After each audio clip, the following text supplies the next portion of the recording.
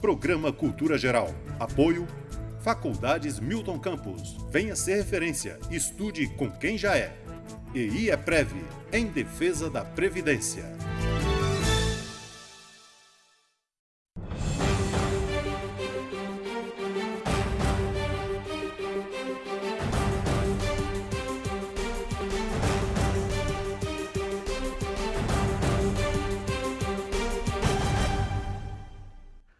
Muito boa tarde, começando ao vivo, né? Mais um programa Cultura Geral, já nessa semana aí com todo mundo com falta de gasolina, né? Essa briga desenfreada aí por um pouco de gasolina nos postos aí.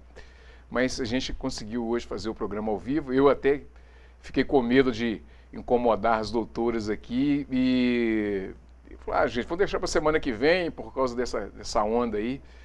Mas torcer para tudo se normalizar e as coisas chegarem ao seu devido lugar, né? O preço do petróleo, do barril ser uma coisa normal, né? Como foi em outras épocas. E regularizar essa situação da gasolina no nosso país, tá certo? Bom, vamos começar, como eu anunciei hoje é continuidade daquele assunto sobre doença degenerativa, o Alzheimer, né? E a gente está recebendo de novo aqui a doutora Simone e também a doutora Cristiane, para a gente poder tratar desses assuntos aqui. Hoje a gente vai falar do tratamento, né? Doutora Simone, seja muito bem-vinda, é um prazer te receber aqui mais uma vez. Obrigada pelo convite, né? E vai virar sócio do programa. A gente está falando aqui nos bastidores, porque né? A ideia é essa mesmo, a gente criar essa rotina, discutir esses assuntos que são tão pertinentes para as pessoas, né? Principalmente essas doenças degenerativas, né? Sim, e levar informação ajuda a ter a participação também dos pacientes, da população em geral, no tratamento. Eles entenderem que não é só o médico que trata. Pois né? é. Afinal de contas, eu não estou lá na casa do paciente, toma remédio, faz isso, faz aquilo, né? Então, passa todo mundo ter participação naquele processo que é o tratamento. Doutora Cristiane, muito obrigado mais uma vez, porque nós estamos economizando gasolina. Você falou, conversando aqui nos bastidores, gastou 1 litro de gasolina para ir em Contagem e voltar, nós temos que pegar umas aulas com você, hein? Além de fonoaudióloga, eu vou ensinar, e pianinho. Eu fui à Contagem e voltei com 1 litro de gasolina. Nossa senhora, nós estamos precisando pegar umas aulas com ela, viu? Verdade. Bom, doutora Simone, vamos começar esse bate-papo? Vamos. Doutora, só 50% das pessoas no Brasil, eu estava vendo os dados do IBGE, tem acesso ou sabe que tem a doença ou que tem acesso ao tratamento.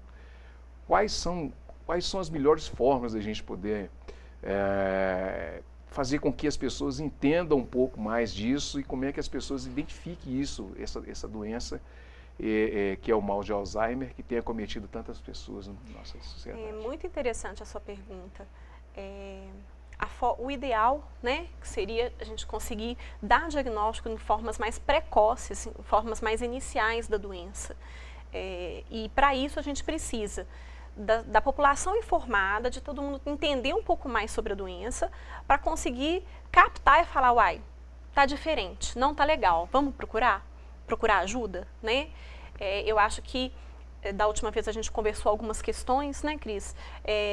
Sobre não tá comendo junto com a família, não tá participando mais das reuniões da forma que era, não tá participando dos assuntos, não dá sequência à novela. Sim. Né? Às vezes é uma questão que pode ser levada em consideração. Tá muito esquecido, mas que tipo de esquecimento é esse? É um esquecimento de que depois ele lembra ou não, ele esquece que esqueceu, tá? É muito interessante que as pessoas falam assim, nossa, eu esqueço um livro, eu esqueço um caderno, esqueci a chave do carro. Aí pensa, refaz aquele trajeto e, lembrei. O nome do fulano é esse, o nome do paciente, o livro está aqui. Então, quando você tem a capacidade você tem um esquecimento, mas tem a capacidade de saber que esqueceu, de fazer um trabalho em você para poder retomar aquela memória, é como se eu falasse assim, olha, tá legal. Se você fez esse processo todo, tá legal. Existe uma condição nos pacientes com quadro demencial, principalmente os de Alzheimer, que chama anosognosia. Ele esquece e ele perde a capacidade de saber que esqueceu. Então ele esqueceu e ponto. Ele preenche aquilo. Eu esqueci o nome dele. Não, mas eu acho que é João. Ele coloca alguma coisa naquele lugar que está esquecido, que houve o esquecimento. Ele preenche aquela lacuna. entendeu? E a gente que tem uma capacidade, a gente percebe o esquecimento e corre atrás. Não, peraí, deixa eu lembrar onde que eu coloquei. Não, eu voltei antes de ontem, acho que eu fui no meu quarto, cheguei no quarto e falei, nossa, mas o que eu vou fazer aqui? Voltei para a sala, não, gente, peraí, eu quero no quarto pegar isso, eu voltei no quarto para pegar. Então, assim, eu percebi que eu esqueci, eu fiz o trajeto novamente e eu fui capaz de de retomar aquele esquecimento, aquele momento, entendeu? Outra coisa que eu estava lendo também, como os dados do IBGE, que até em 2050, nós temos hoje 1.200.000 pessoas aproximadamente, são dados de 2016, 2017, já deve ser um pouco mais que isso, 1.200.000 pessoas com Alzheimer. O IBGE, segundo as estimativas, diz que a gente está crescendo assim, um número de pessoas em torno de 100.000 pessoas por ano. É muito latente, é muito pertinente esse momento agora de falar para as pessoas, principalmente para você. E eu fico muito preocupado, doutora, com as pessoas de baixa renda. Porque quando a gente fala com pessoas de classe média alta, é um eco diferente. Né? Como é que a gente faz com essas pessoas que a grande maioria é de baixa renda e é difícil de identificar porque também tem a questão de escolaridade, a questão intelectual pessoal também. E tem um processo cultural também que a gente está desfazendo dele, que é essa luta antimanicomial. Tem uma série de coisas que envolvem, né, envolve esse teatro e esses atores que estão dentro dessa vida humana. O que acontece? Os pacientes, as pessoas que têm uma baixa escolaridade, que têm uma forma de vida diferente, a cultura diferente, as formas de você avaliar se aquele paciente está com um quadro demencial ou não, também são diferentes. A gente não pode aplicar os mesmos testes, acho que da última vez a gente comentou que o diagnóstico de Alzheimer não é igual ao diagnóstico de diabetes ou de hipertensão, que você vai ali, mede a pressão está tanto, está alta ou não está. Você faz o exame de sangue, a glicose está tanto, ela está alta ou não está. Não existe para o paciente, né, para o diagnóstico de Alzheimer, um exame específico. Não tem nenhum exame. Não, mas a ressonância vai falar. Não, a ressonância ela pode afastar outros males, pode dar algumas características, mas ela não fecha um diagnóstico. Então, o diagnóstico é uma coisa, né, construída, onde são feitos testes, conversas com o paciente, informações que a família do paciente traz para a gente poder construir esse diagnóstico.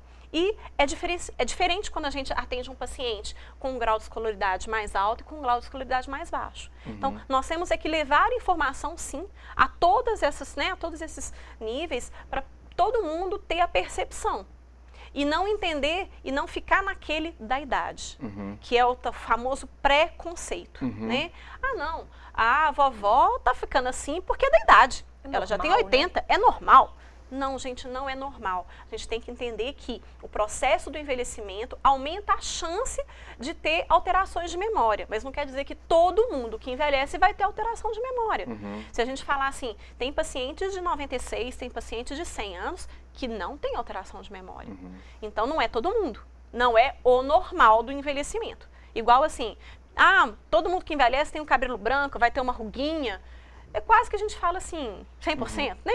Mas a questão da cognição, não. Ela varia de paciente para paciente, de pessoa para pessoa, e pode ser, quando você tem uma doença, é que você vai ter uma alteração importante.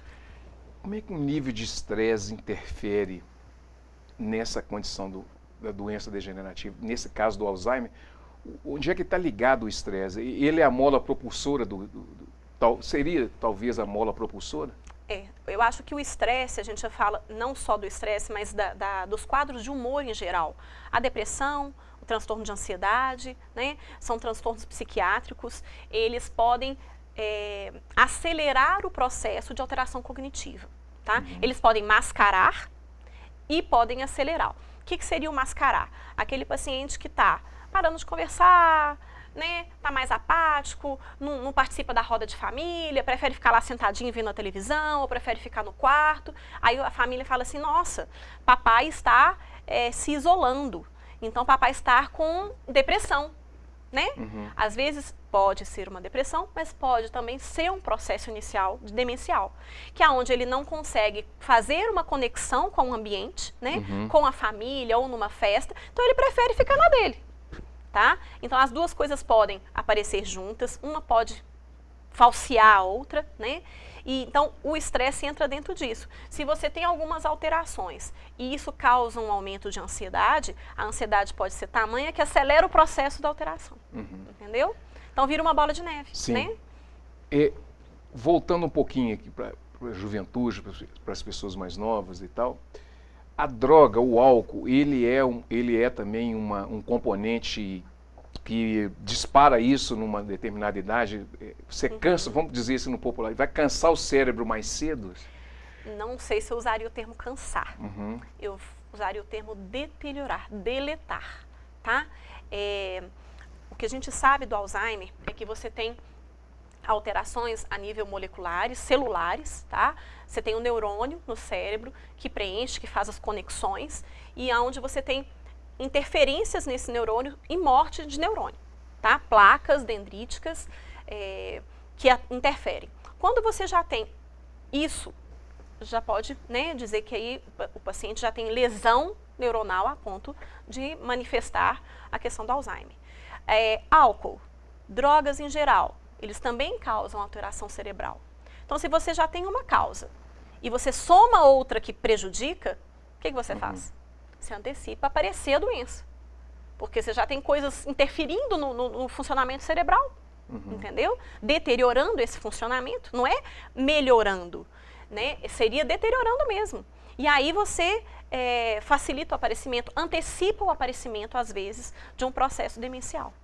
Então, é complicado fazer uso, principalmente em excesso, né? Se entregar a essas drogas. Doutora, hidroginástica, qual tipo de exercício, sim, vamos colocar aí a partir de 50 anos, que seria Por que assim... 50? Não, eu que coloquei, né? Assim, eu faço exercício desde jogo bola, jogo muito bem, aí o pessoal fica falando comigo. Mas você muito bem. Aqui é uma brincadeira, mas o exercício físico, uma atividade física, o tanto que ela colabora com o retardamento de uma demência, é substancial? Vamos então, para não falar só de exercício físico, né? Na verdade, de uma forma geral, o que a gente pode fazer para diminuir a chance de ter Alzheimer, que todo mundo quer saber, né? O que eu faço? A minha mãe está com Alzheimer, o que eu vou fazer? Lembrando que a doença de Alzheimer, geralmente ela não é genética, né? A porcentagem de herança genética é pequena, tá? E geralmente está associado a manifestações precoces da doença, às vezes antes dos 60 anos. O clássico do Alzheimer, que acomete pacientes em torno de 75, 80 anos, já é um Alzheimer que não é de herança genética. Então, como que eu faço para poder, porque a genética não tem muito como interferir, mas esse que não é da genética, como é que eu faço para, né, me preservar? Então, como que a gente preserva o nosso organismo de uma forma geral? Boa pergunta, doutor. Boa pergunta. Deixa todo mundo mudo aqui. Ó, o que já apareceu? Alimentação, você falou física, atividade física. Então, o que é? É um trabalho de uma alimentação equilibrada e balanceada, não é exclusão. Ah, não pode comer isso, tem que comer aquilo. Eu costumo falar que o equilíbrio é mandatório. Tem algumas, inclusive o meu irmão, isso na família, eles ficam, ele fica ouvindo lá o Laí Ribeiro, aí tem um monte de coisa, aquele monte de informação, aquela coisa toda, deixa de comer isso, volta a comer aquilo, deixa de comer aquilo outro. E não sei se você já percebeu que essas dietas... Da moda, né? Da moda, tem muito modismo, entendeu? Então, eu falo que está na crista da onda. Né? A crista da onda ultimamente é vitamina D, ômega 3, né? Aí o pessoal usa desenfreadamente. Aí passa a onda, diminui. Aí parece uma outra coisa. Já teve cogumelo do sol, que curava tudo, hemoterapia, né? Óleo de coco.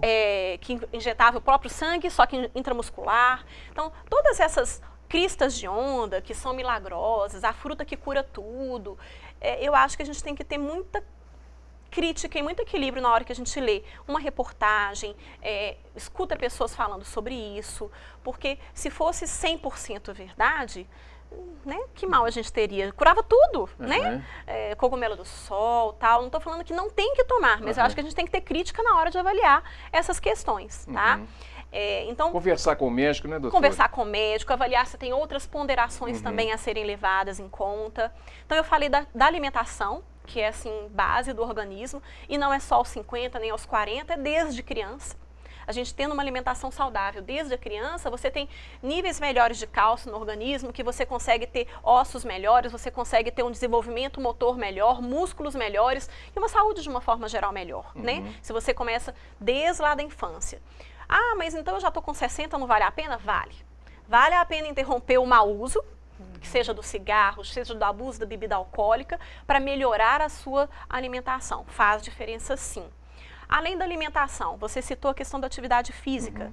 Por que a atividade física é importante? Além de nos manter mais saudável, porque você controla peso com atividade física, você ajuda na circulação, né? Você melhora, às vezes, condicionamento de peso, que estava um paciente que está mais gordinho, faz uma atividade física, consegue perder peso, controla a glicemia melhor, controla a hipertensão melhor. Então, você, de uma forma geral, melhora o corpo.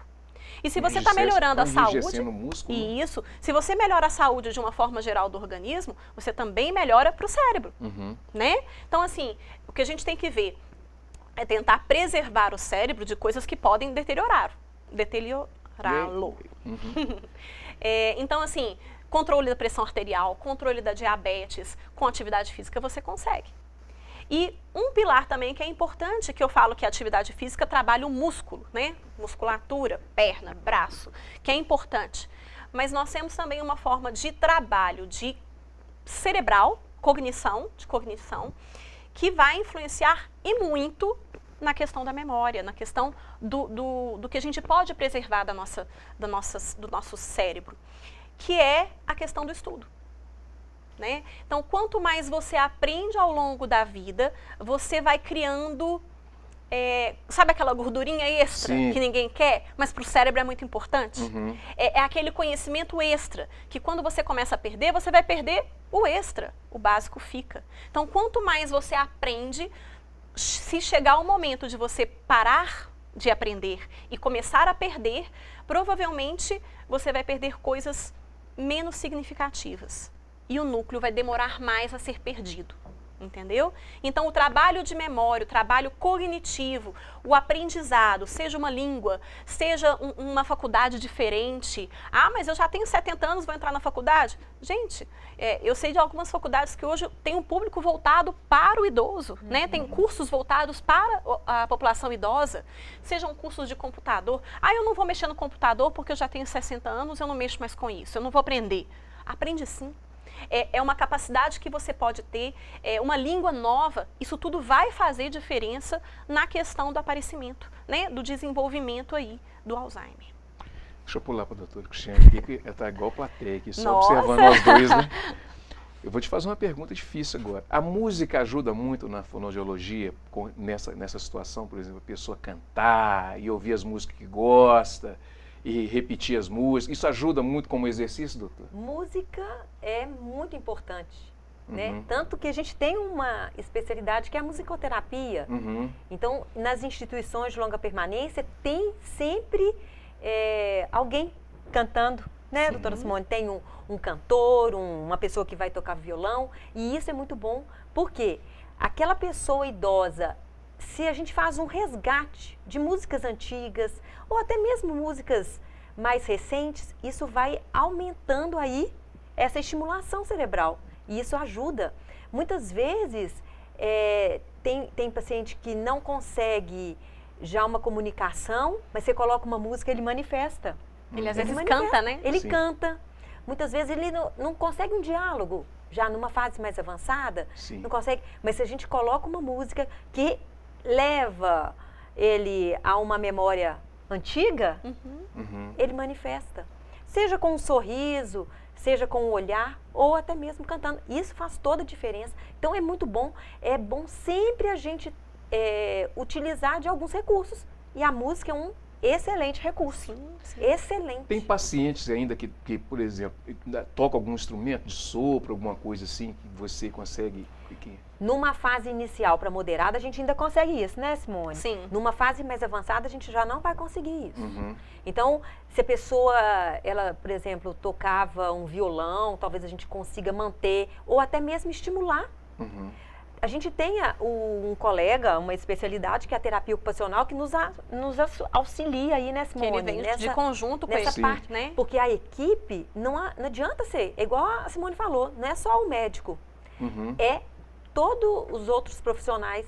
O terapeuta ocupacional, ele muitas vezes, ele vem ajudar, resgatar o que ele ainda tem. Se aquele paciente gostava de tocar, por que não? Vamos tocar. Ai, mas a mamãe não consegue mais. Ai, eu não consigo.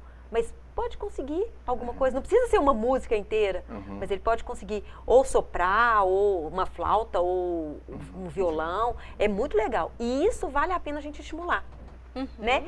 Tudo que a gente conseguir estimular, a gente manter o tempo de independência desse idoso, para ele é fenomenal, é qualidade de vida. Qualidade de vida. Cristiane, como é que as pessoas, como é que você vê o nível de sofrimento das pessoas que está com a doença e as pessoas, por exemplo, da família não têm paciência, não tem essa atenção que a gente, quando a gente vê alguns números, né, eu para fazer o programa eu tenho que ler algumas coisas e ver alguns números, né?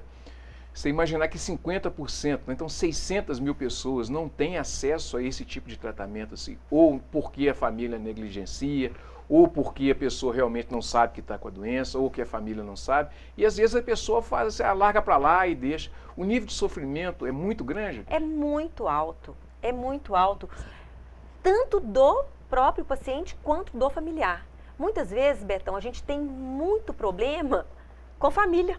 O paciente às vezes é até tranquilo, né? O paciente está tranquilo, o geriatra conseguiu ali com os medicamentos manter a parte clínica estável, mas a família sofre. Sofre por quê? Vamos supor, eu estou lá conversando com meu pai repete uma coisa 10 vezes, pô, não chega na 11ª, eu já não aguento mais. Pai, já te falei isso, poxa vida. Aí a família sofre. Eu falo muito com os meus pacientes que a gente tem que cuidar muito de quem cuida. Cuidar do cuidador. Cuidar do cuidador. Por quê? Porque eles sofrem. O paciente está bem cuidado, mas o sofrimento da família é enorme. Porque cada dia vai vendo que o paciente desceu um degrauzinho. A gente não tem cura ainda. Sim. Né? Então, o que a gente faz? A equipe, a geriatra e a medicina, ela está o quê? Buscando melhorar o quê? A qualidade de vida daquele idoso com Alzheimer. Então, está naquela fase, a gente vai manter aquela fase, mas ele vai cair um pouquinho. Aí ali a família sofre. A família fica triste porque está vendo que o pai está piorando, que a mãe está piorando, o tio, seja quem for. Então, tem que trabalhar muito essa questão da família, porque o sofrimento, Betão, não é só do paciente. Porque vai chegar no momento que ele mesmo não vai... Ele para de perceber, toda essa questão, né? Mas a família está ali sofrendo cada dia. E o mais importante é trabalhar o quê? Qualidade de vida. Qualidade de vida é a palavra que eu gosto muito, que eu falo para os familiares. Eu sempre falo, a gente tem que trazer qualidade de vida para aquele idoso, naquele momento. E trazer conforto para a família. Então, a gente que trabalha com o paciente idoso, a gente não cuida só dele. Muitas vezes a gente cuida muito mais da família, né, Simone? Com certeza. Porque a família sofre muito, Betão. E você está falando a questão da falta de acesso, isso preocupa a gente também. Porque trabalhar com uma pessoa que tem um padrão, que consegue ter acesso a um geriatra, a uma fonoaudióloga, a um fisioterapeuta, a um terapeuta ocupacional, ok. E aquele que não tem, que aí as pessoas falam, papai tá daquele jeito, tá numa chatice caducando, e ele não tem acesso. E aí o difícil é que às vezes o acesso ele acaba chegando no pronto atendimento. Né? Então, assim, o paciente ele vai deteriorando, ele vai piorando, porque ele vai evoluindo no processo da demência, né? Da última vez a gente conversou, nós geralmente, dividimos em 3 fases, leve, moderada e grave, avançada. E às vezes ele vai evoluindo tranquilo na fase leve, conversa, né? Vai cuidando da saúde dele, do jeito que dá, comendo do jeito que dá, fase moderada. Quando vai chegando na fase moderada para a fase avançada, ele começa a ter mais problemas associados ao processo demencial, ou às vezes já está acamado, e aí ele começa a ir para o pronto atendimento, que é onde ele tem a via de acesso, né? Infelizmente, a gente não tem, assim, geriatra médicos capacitados para cuidar, falo geriatra porque é uma especialidade que realmente trabalha isso, né? Estuda para isso. Então a gente não tem em todos os lugares em abundância. Então o importante é capacitar alguns médicos de ponta que estão lá no posto de saúde para eles avaliarem o paciente, para poderem referenciar quando necessário para as unidades que tem mais, né, geriatras, que tem mais um conhecimento em relação a isso. Mas, infelizmente, o que acontece é a via de chegada do paciente é o pronto atendimento, com uma pneumonia aspirativa, ou com uma queda, ou com um quadro agudo de confusão mental, entendeu? Aí para lá no pronto atendimento, às vezes é sedado, usam-se medicações pesadas, porque o pronto atendimento, ele é excelente para aqueles quadros agudos, ele vai reverter de imediato o quadro agudo. Mas nem sempre ali é só o problema. Tem tanta coisa por trás que aconteceu que às vezes se você organizar, não chega no quadro agudo, né? E aí é a importância da equipe, do conhecimento do médico, de todo mundo que cuida do paciente. Muito bem, deixa eu fazer um intervalinho, deixa eu tomar uma água, daqui a pouquinho a gente volta com mais Cultura Geral.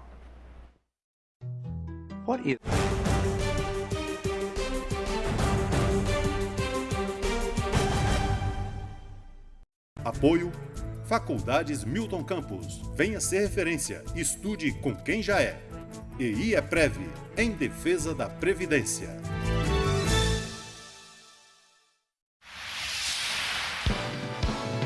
Canal Cidadão, Nova Lima e você. Nessa época do ano, quando o frio é intenso, é comum aumentar a ocorrência de gripes. Após a campanha de vacinação contra a gripe no dia 12 de maio, a Prefeitura intensificou as ações para imunizar principalmente os grupos prioritários. No dia da campanha, a cobertura geral do município em relação aos grupos prioritários foi de 68%, abaixo da meta que é de 90%, o que representa 14.675 doses aplicadas. Para atingir o objetivo, equipes volantes de saúde vão de porta em porta para vacinar os moradores e nas escolas das redes públicas e particular para imunizar os professores. Também foi realizada a busca ativa das gestantes cadastradas nas unidades de saúde para ampliar a cobertura vacinal. A meta é atingir 90% do público prioritário até o dia 1º, quando termina a campanha. E para chegar a esse número, será preciso vacinar ainda 2.190 crianças, 108 profissionais de saúde, 1.134 idosos, 436 gestantes, 64 mulheres que tiveram bebês recentemente e 457 professores. Segundo o Ministério da Saúde, a vacina protege contra 3 tipos de vírus da gripe e é produzida com o vírus morto. Portanto, é 100% segura e incapaz de provocar a doença nas pessoas que são vacinadas. Se você é de algum grupo prioritário, vacine-se. Procure o posto de saúde mais próximo de sua casa. A vacina é de graça e está nas unidades de saúde até o dia 1º de junho, das 8 da manhã às 16 horas e na Policlínica Municipal, das 8 às 16h30. Saiba mais sobre as ações da Prefeitura em nosso site www.novalima.mg.gov.br, nas redes sociais Prefeitura de Nova Lima Oficial e no jornal A Cidade.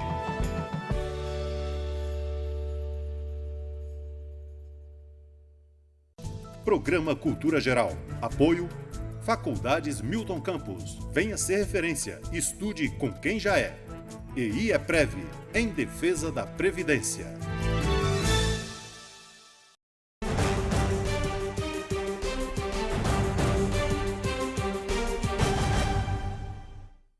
Bom, de volta com Cultura Geral, vou convidar vocês para assistir um vídeo com a gente aqui, né, sobre o que a gente está tratando aqui, e a gente continua logo depois do vídeo. What is Alzheimer's disease?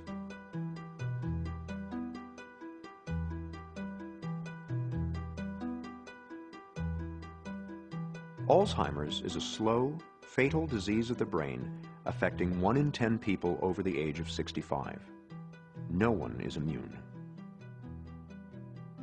The disease comes on gradually as 2 abnormal protein fragments called plaques and tangles accumulate in the brain and kill brain cells. They start here in the hippocampus, the part of the brain where memories are first formed. Over many years' time, the plaques and tangles slowly destroy the hippocampus, and it becomes harder and harder to form new memories. Simple recollections from a few hours or days ago that the rest of us might take for granted are just not there. After that, more plaques and tangles spread into different regions of the brain, killing cells and compromising function wherever they go. This spreading around is what causes the different stages of Alzheimer's. From the hippocampus, the disease spreads here to the region of the brain where language is processed. When that happens, it gets tougher and tougher to find the right word. Next, the disease creeps toward the front of the brain, where logical thought takes place. Very gradually, a person begins to lose the ability to solve problems, grasp concepts, and make plans. Next, the plaques and tangles invade the part of the brain where emotions are regulated. When this happens, the patient gradually loses control over moods and feelings. After that, the disease moves to where the brain makes sense of things it sees, hears, and smells. In this stage, Alzheimer's wreaks havoc on a person's senses and can spark hallucinations. Eventually, the plaques and tangles erase a person's oldest and most precious memories, which are stored here in the back of the brain. Near the end, the disease compromises a person's balance and coordination, and in the very last stage, it destroys the part of the brain that regulates breathing and the heart. The progression from mild forgetting to death is slow and steady, and takes place over an average of 8 to 10 years. It is relentless and, for now, incurable.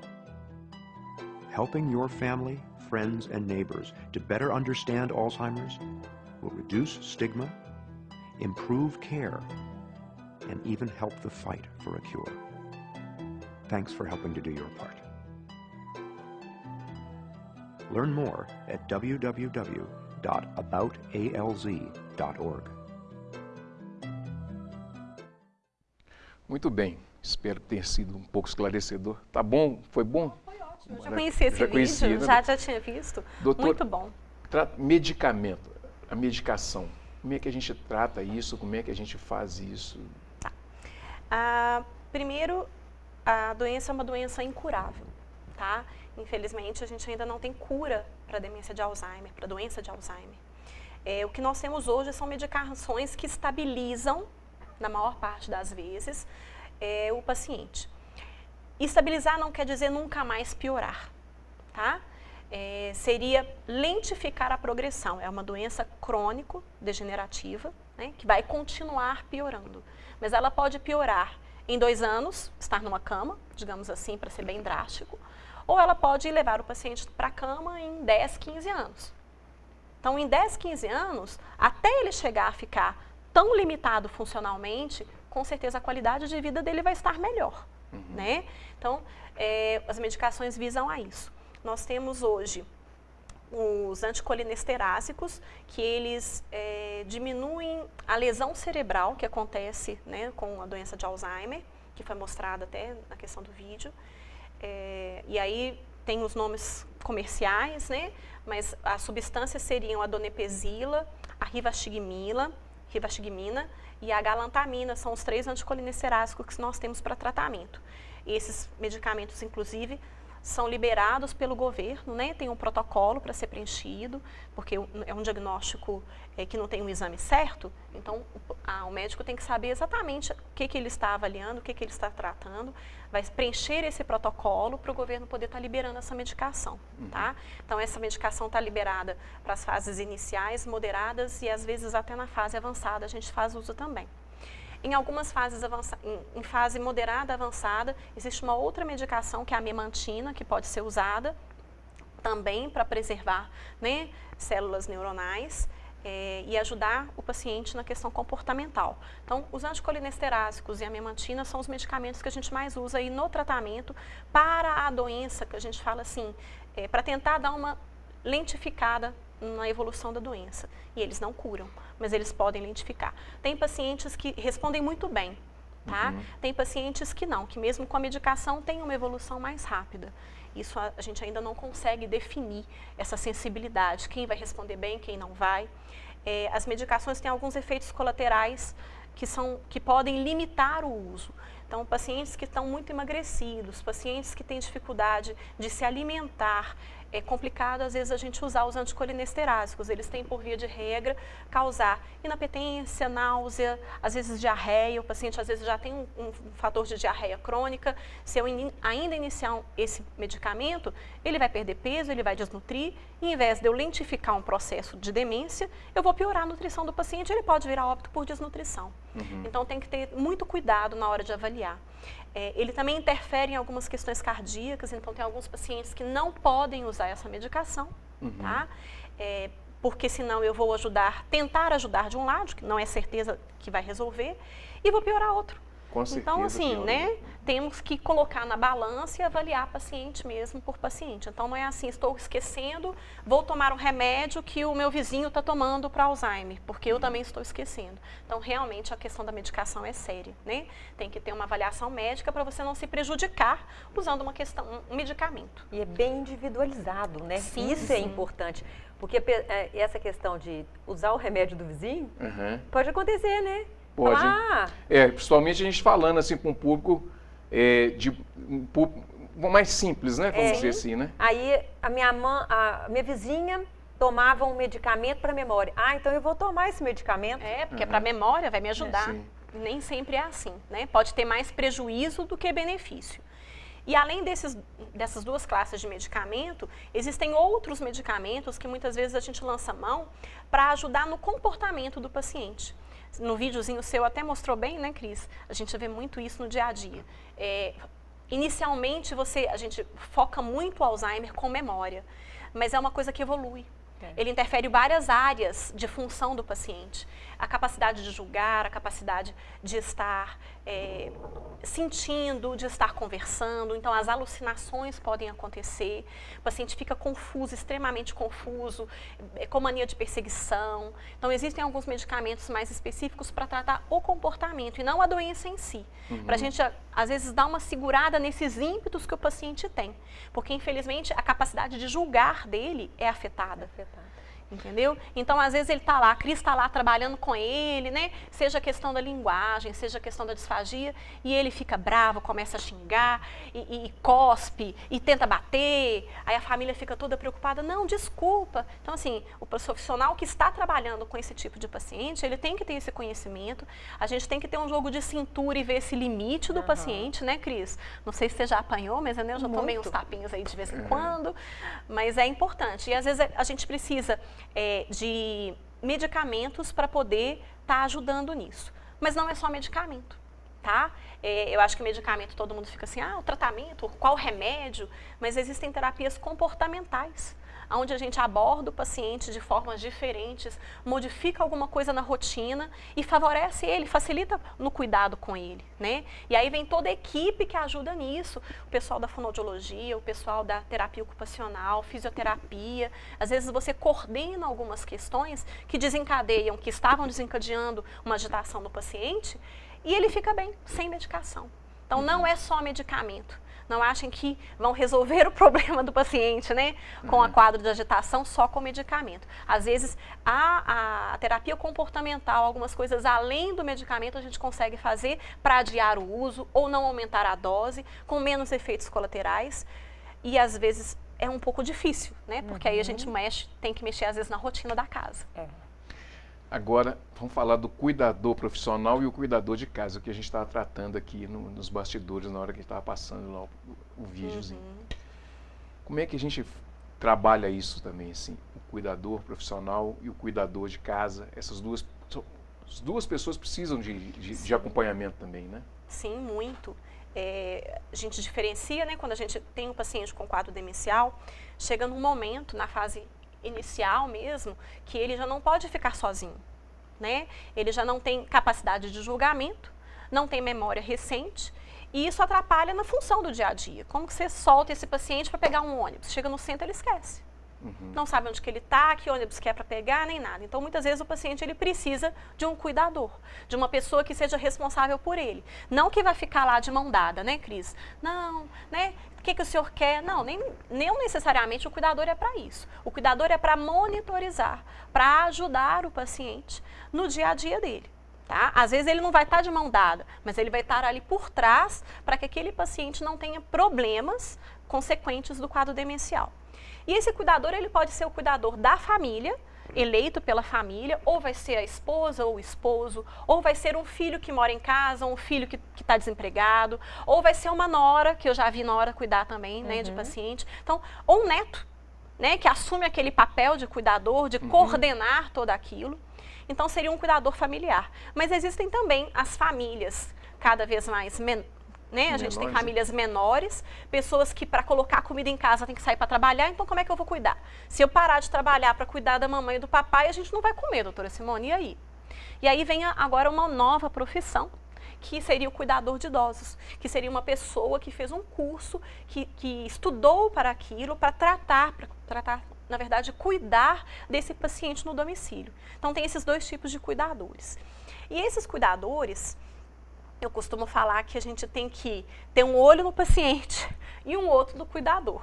Porque da mesma forma que ele cuida para melhorar, se aquele cuidador não estiver bem, ele descompensa o paciente. O cuidador agitado, o cuidador nervoso, o cuidador que está estressado, o paciente é termômetro. Ele viu aquilo, ele responde aquilo. Ele às vezes não fala, mas ele agita, ele agride, entendeu? Ele descompensa o estado dele de uma forma geral. Então, o cuidador, ele precisa ser cuidado. Então, vira um ciclo, né? Sim. Ele está cuidando e precisa ser cuidado. Até para não ir antes do cuidador, do paciente. Tá?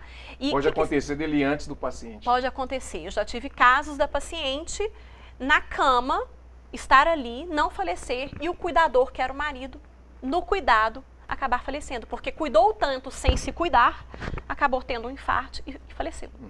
Então, o cuidador também, ele tem que ter um tempo de descanso, ele tem que ter um tempo de qualidade de vida para o cuidador.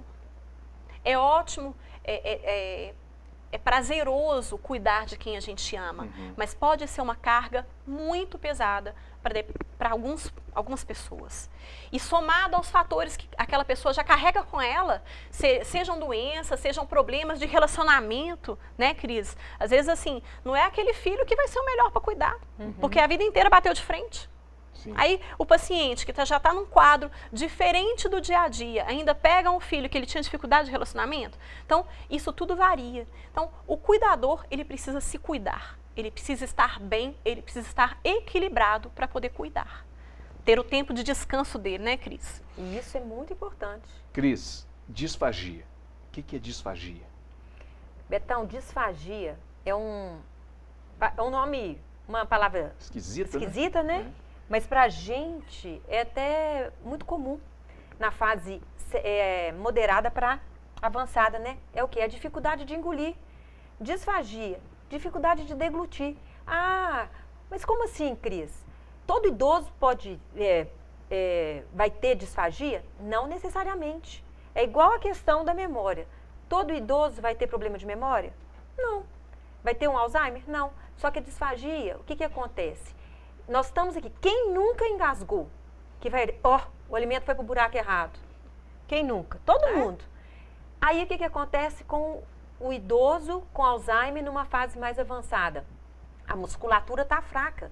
Igual a doutora Simone falou, precisa de fazer exercício para ficar com o corpo legal, para manter a saúde, a independência, a autonomia? Ok, mas a laringe também vai envelhecendo. Tudo vai envelhecendo. E com isso, o que acontece? A dificuldade para deglutir pode surgir nesse caminhar. Então, o idoso que tem a disfagia, ele precisa, Betão, de um profissional especializado. É muito importante esse contato com o geriatra, porque muitas vezes, quem vai perceber isso? É o geriatra. Que o familiar chega e fala, doutora Simone, meu pai está engasgando com a própria saliva. Está demorando 45 minutos para comer uma tigelinha de mingau. Aí você fala, nossa, não é o normal. Não é. Então, aí a gente entra o fonoaudiólogo para avaliar. Quais são os sintomas? alimento parado na boca, fica muito tempo com o alimento na boca. Uma sensação de bolo. Quando o paciente ainda fala, ele pode chegar e falar assim, doutora Simone, na hora que eu vou engolir, o alimento fica parado aqui. Não desce. Não desce. Aí começa a cuspir o alimento, começa a sair alimento pelo nariz, espirro, a gente falou na semana passada. Então isso tudo é muito importante, porque isso são sinais que mostram que alguma coisa não tá legal. Meu pai toda hora que vai comer, começa a tossir. Ele tosse. Mas Cris, ele está tossindo antes, ele tosse depois. Isso tudo faz parte, isso tudo é sintoma da disfagia. Então entra o fonoaudiólogo para tratar isso. Cris, mas como que a gente vai fazer? Meu pai não responde mais. O fonoaudiólogo entra para trabalhar? Sim. Eu tenho muitos pacientes que eu faço trabalho de forma passiva. O paciente não me ajuda. Mas eu consigo manter, né, Simone, a via oral de forma segura. Porque se esse paciente deglutir errado, para onde que vai o alimento? Para o pulmão. E o que vai acontecer? Pneumonia aspirativa. Então, esse nome assustador, hoje a gente tem uma especialidade, que é a especialização em disfagia. É reconhecido pelo Conselho de Fono. Então, não adianta também, aquele senhor que está lá no interior, engasgando, vai procurar um fonoaudiólogo que não tem uma especialização para trabalhar com isso. Sim. E é um trabalho muito sério, né? Eu falava que antigamente o fonoaudiólogo não matava, porque a gente trabalhava com fala, audição. Hoje, a gente mata. Porque se o paciente, ele aspirar e ele não tiver assistência imediata, ele vai fazer uma pneumonia, ele pode vir a óbito. Doutora, a gente está chegando no final do programa. Qual que você deixaria assim, de dica para as pessoas que têm idosos em casa, que está aí caminhando para essa etapa da vida, que está aí mais próximo disso, que hoje às vezes identificou a gente e vai identificar a gente assim que eu editar, que a gente colocar na internet, que identificar isso e tal. O que a pessoa deve fazer? Identifiquei isso na minha mãe, no meu pai e tal. O que ela deve fazer? Bom, primeiro procurar ler sobre o assunto, né? Eu acho que aqui nós já demos várias dicas, mas tem coisa demais na internet, né, gente? Tem vários sites que podem estar falando algumas questões sobre o Alzheimer. Se você percebeu alguma coisa diferente num pai, numa tia, que às vezes não é pai e mãe, mas é uma tia muito querida, aquela pessoa que convive, você vai procurar um profissional para poder conversar com ele sobre isso. Olha, eu tenho percebido A, B e C, né, que eu escutei falar, eu li sobre o assunto e gostaria que fosse feita uma avaliação. Então, realmente, chegar no profissional. Nós comentamos da última vez, dentro da medicina, seriam o geriatra, que está dentro, né, da faixa etária, que está preparado para poder estar abordando isso, alguns neurologistas e psiquiatras que podem estar abordando.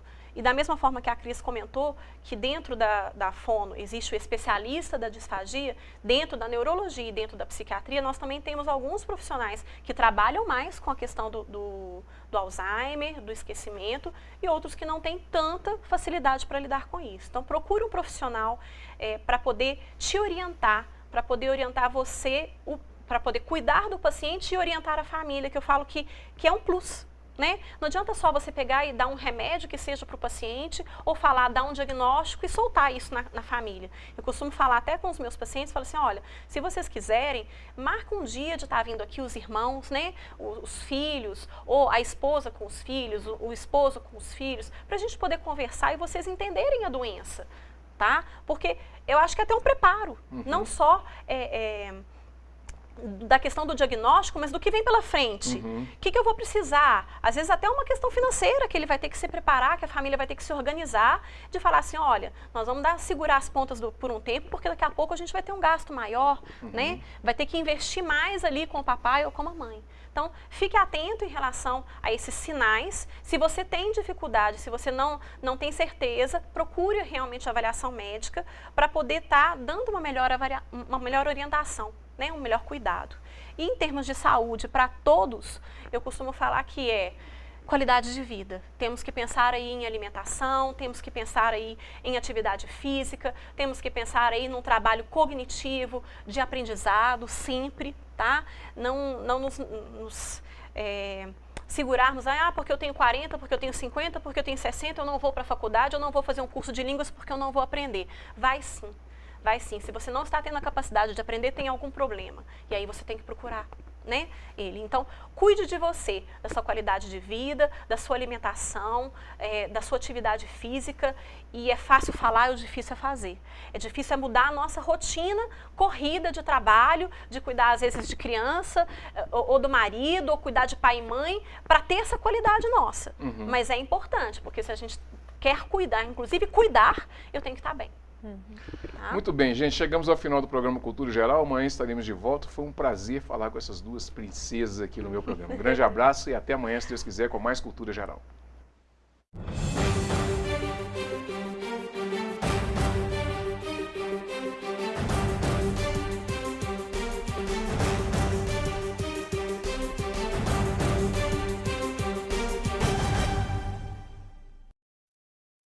Programa Cultura Geral.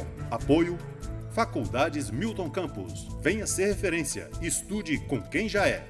EI é Prev, em defesa da Previdência.